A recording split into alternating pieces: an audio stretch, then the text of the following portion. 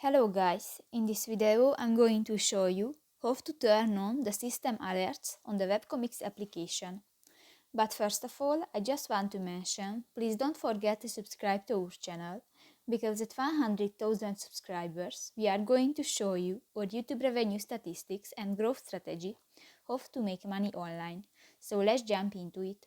First of all, open the application on your device. Go to the More option next to the Library button at the lower right corner of the screen and click to the Settings button.